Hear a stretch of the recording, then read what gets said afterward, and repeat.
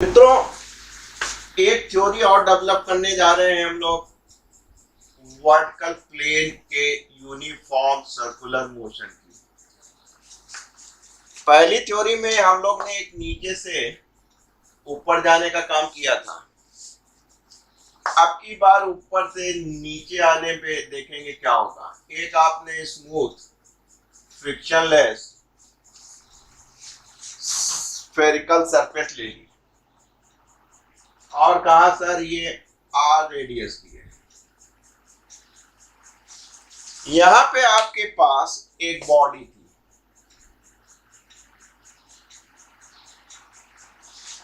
Right? ये smooth frictionless surface थी, तो जाहिर सी बात है अगर हम इसको जेंटली पुश भी कर देंगे हॉरिजॉन्टली तो आपको मालूम है vertical component of velocity zero ही होगा, क्योंकि आपने अगर पुश भी किया हल्का सा तो ये वर्टिकल कंपोनेंट ऑफ वेलोसिटी तो जीरो होगा। इनिशियल होगा क्या उससे कि जब बॉडी थोड़ी दूर पे आएगी, ऐसा नहीं मारा कि बाहर जाए, हल्का सा पुश किया, फ्रिक्शनलेस है, ये यूं यूं यूं यूं यूं होती हुई इस पे रगड़ खाती हुई यहाँ पे आ जाएगी।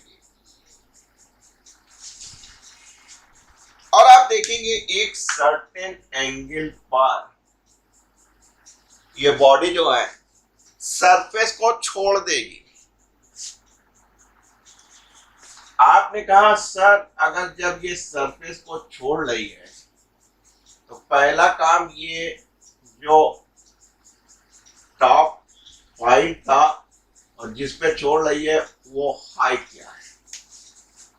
जाहिर सी बात है एंगल तो आप निकालेंगे। एंगल निकालने के बाद आप कहेंगे भैया टॉप से कितनी हाइट पे बॉडी ने सरफेस को छोड़ दिया। तो दो बातें आपको निकालनी है। यहां देखिए, जब बॉडी यहां सरफेस पे थी तो जीरो नहीं हुई इसके पास, उसके पास कोई ना कोई वेलोसिटी थी। बॉडी का मास उसके सेंटर पे था, तो पहला काम क्या हुआ, धरती माता अगर तिरछा है तिरछे आएंगी, सीधा है तो सीधा ही गिर रही है। कहना क्या चाह रहा हूं, कहना ये चाह रहा हूं कि mg यूं लगेगा।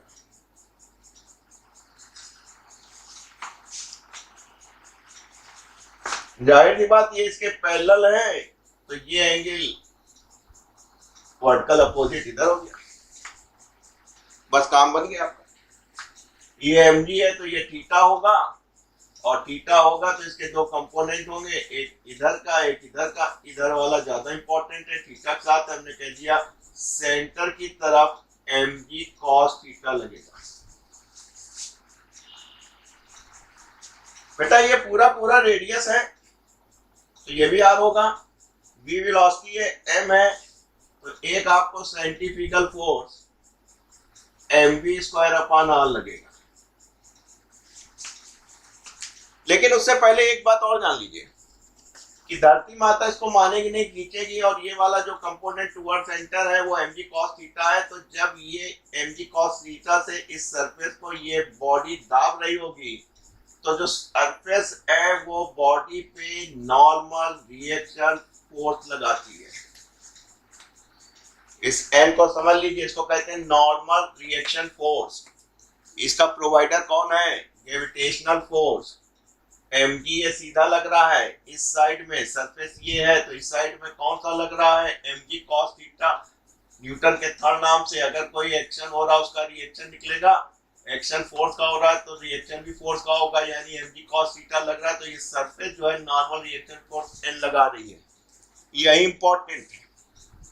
तो आपने देखा इस सूरत हाल पे जो आपको इक्वेशन मिल रही है वो mg cos थीटा बराबर n plus mv cos theta, sorry mv square upon r मिल गई। आप कह रहे हैं कि इस पॉइंट पे बॉडी ने कांटेक्ट लूज किया। बेटा जब तक ये रहेगा तब तक कोई नहीं, बॉडी टच में रहेगी, लूज नहीं करेगी। तो आप कह सकते हैं कि when body lose the contact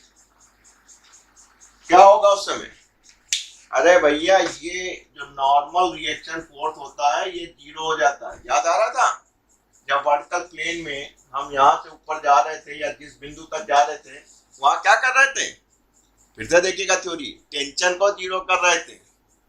उस पॉइंट पे टेंशन 0 हो रहा था इसलिए आप केवल वहीं तक जा रहे थे। उसी तरह जब भी बॉडी लूज करेगी और टेंशन स्ट्रिंग से नहीं है तो नॉर्मल रिएक्शन फोर्स होगा। जब भी नॉर्मल रिएक्शन फोर्स 0 होगा बॉडी कांटेक्ट लूज कर देगी। काम बन गया आपका mg cos थीटा बराबर mv स्क्वायर r। आपने कहा भाई साहब हमको थीटा यानी cos थीटा निकालना है, r हमको मालूम है, g जो है न्यूटन बाबू मरने से पहले बता गए थे, v मिल जाए यहाँ पे तो हमारा काम बन जाए। अब भी निकालने के दो तरीके हैं, एक आप एनर्जी कंजर्व कर लीजिए, यहाँ पे लीनियर उससे निकाल लीजिए कि भाई साहब हम जब आ रहे थे तो हमारे सामने ये स्थिति थी, अंडर ग्रेविटी आ रहे थे 2gh, ये वाली हमको अंदर वाली मिल रही थी, ग्रेविटी वाली मिल रही थी, तो हमको जाहिर सी बात है ये वाला कंपोनेंट लेना था। और आपने ओरिएंटली पुश किया था यानी वर्टिकल 0 था आपके पास, यानी आप कह सकते हैं v स्क्वायर बराबर 2gh। और आपको ध्यान है मैंने कहा था सीख लेना बेटा h निकालना, क्या सिखाया था, यहां से यहां क्या है बेटा r है, इस r में से इतना घटा देना, बड़े आराम से निकाल दोगे ये वाली क्वांटिटी। अगर हम इसको o कहें और इसको a कहें, इसको b कहें तो c बड़े आराम से निकाल सकते हैं। यहां से यहां क्या है r है, राइट, और ये क्या है आपका बेस है, तो बेस निकालना OC अपॉन R बराबर cos थीटा, इसलिए OC बराबर क्या हो जाएगा R cos थीटा।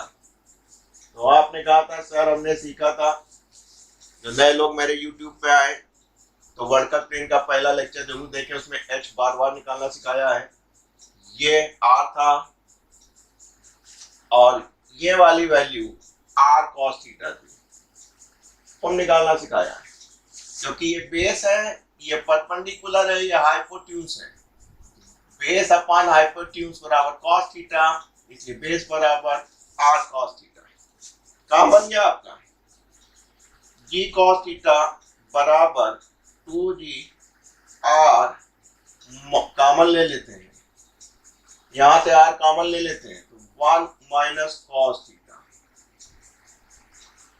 ये गया ये गया, यानी cos थीटा बराबर 2 माइनस 2 cos थीटा, इधर ले आइए 3 cos थीटा बराबर 2, या आप कह सकते हैं cos थीटा बराबर 2/3। याद रखिएगा बहुत से सवाल इसी पे लगेंगे। देखो बेटा आपका cos थीटा तो निकल आया, 2/3 आपको h और निकालना था, बोर्ड हमारा भर गया है इसलिए हम इसको मिटा रहे हैं, ये इक्वेशन ध्यान रखिएगा और इसको भी ध्यान रखिएगा। h आपने ऑलरेडी निकाल ही रखा है,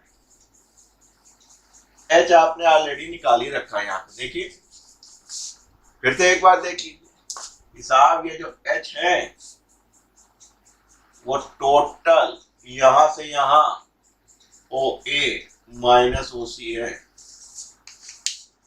OA आपका r है, OC ये वाला ट्रायंगल देख लीजिए बेस है, तो OC इक्वल टू यहां से यहां तक की वैल्यू रेडियस है, तो बेस है तो cos थीटा हो जाएगा।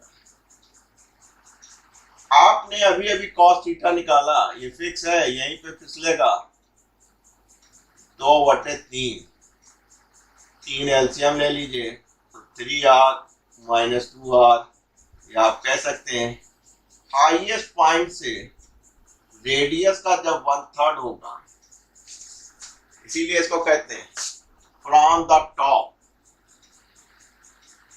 From the top. तो टॉप से जब रेडियस का 1/3 होगा तो ये गिर जाएगा, स्लिप कर जाएगी, क्यों, वहां पे आपने n बराबर 0 कर दिया था। अब यहाँ बदतमीज है, कभी कभी पूछ लेते हैं कि सेंटर से कितनी दूरी पे गिरेगा, कितनी ऊंचाई पे, तो बेटा सेंटर ये है, सेंटर से दूरी कितनी हुई, ओसी है। ये तो टॉप से हुई थी ना, टॉप से इस साइड पे गिरा था। कहीं सेंटर से तो आप फिर लिख सकते हैं फ्रॉम सेंटर से। तो आपने कहा कि सेंटर से जो है, जो उसकी दूरी है, हाइट है, वो होगी ओसी, या इसको एच डैश कह लें, वो बराबर होगी r cos theta. Cos theta कितना निकाला था आपने, 2/3। तो आप कह सकते हैं, ये आप देख चुके हैं इसलिए मिटा रहे हैं इसको, एच डैश यानी फ्रॉम सेंटर से 2/3 आर। अभी तक लोएस्ट पॉइंट से नहीं पूछा गया भाई, ये तो वर्टिकल प्लेन है तो ये हो गया। अब मान लीजिए लोएस्ट पॉइंट ई है, कह लगे यहां से किस हाइट पे ये छोड़ेगा, तो ये भी सीख लीजिए, नहीं तो आप कहेंगे बताया नहीं था, उसने पूछ लिया। From lowest point, lowest point कौन सा बेटा, ई पॉइंट। तो ई से कितना होगा, अरे इतना आर होगा, और साथ में ओसी पे छूटा है, तो यहां से यहां तक की दूरी यानी ओसी, आप कह सकते हैं कि साहब लोएस्ट पॉइंट से आर प्लस यह दूरी ओसी, यानी आर प्लस 2/3 आर, या आर डबल डैश 3 2 5/3 आर। ये कभी तक नहीं पूछा गया है, लेकिन आपको पता होना चाहिए, वरना आप गड़बड़ कराएंगे।